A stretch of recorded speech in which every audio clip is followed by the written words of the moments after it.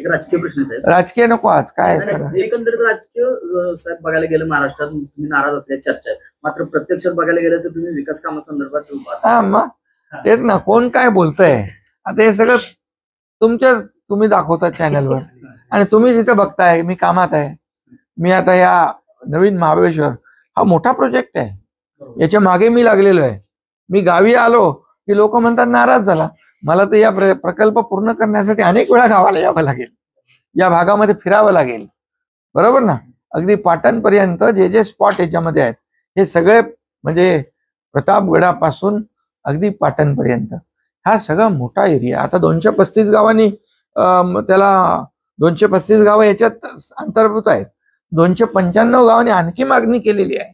त्यामुळे हे मोठ्या प्रमाणावर ह्या पर्यटन जिल्हा म्हणून याची ओळख निर्माण होईल आणि त्यासाठी जे एफर्ट्स घ्यायचे आहेत ते इथला मी भूमिपुत्र म्हणून मला घ्यावे लागतील. एक छोटासा प्रश्न आहे, रायगड आणि नाशिकच्या जागेबाबत पालकमंत्रीबाबत त्याला स्थगिती देण्यात आली. खरं तर तुम्ही त्या ठिकाणी आपण म्हणजे उमेदवार आपलेच इच्छुक होते याबाबत चर्चा होती, दोघावले असते. होईल, त्याच्यावर मार्ग निघेल. आता काही काळजी करू नका. बघा तुम्हाला सगळ्या जेवढ्या चिंता आहेत त्याच्याविषयी तुमच्या चिंता प्रश्न आपाप सुटतायत की नाही.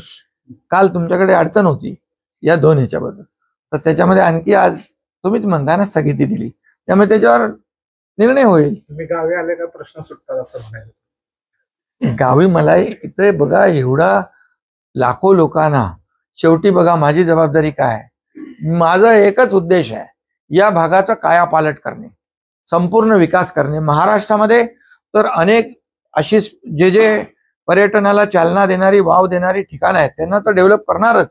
म्हणून पर्यटन मंत्री शंभूराज देसाई यांना मी स्वतः सांगितलंय की तुम्ही जे असे जिथं पोटेन्शियल आहे पर्यटनाला चालना देण्यासाठी त्याचं सगळं तुम्ही पाहणी करा, व्हिजिट करा. काही ठिकाणी आम्ही जाऊ, काही ठिकाणी मुख्यमंत्री जातील, आम्ही जाऊ पाहून या ठिकाणी, आणि म्हणून या भागाचा विकास करणं, कायापालट करणं आणि इथल्या लोकांच्या जीवनामध्ये आमूलाग्र बदल घडवणं आणि इथला इतिहास, इथली संस्कृती जोपासणं, वाढवणं हा देखील उद्देश आहे.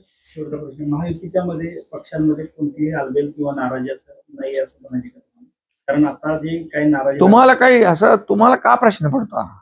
तुम्हाला प्रश्न जेव्हापासून निवडणूक झाल्यापासून तुम्हाला तिकीट वाटपापासून पण सगळे प्रश्न सुटत गेले आहे की नाही. मंत्रिमंडळापासून ते सुटले, आता पालकमंत्रीपासून ते सुटले.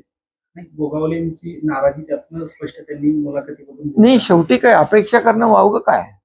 शेवटी त्याने अनेक वर्ष रायगडमध्ये काम केलंय. म्हणजे अपेक्षा ठेवणं, मागणी करणं त्याच्यामध्ये काही चुकीचं नाहीये.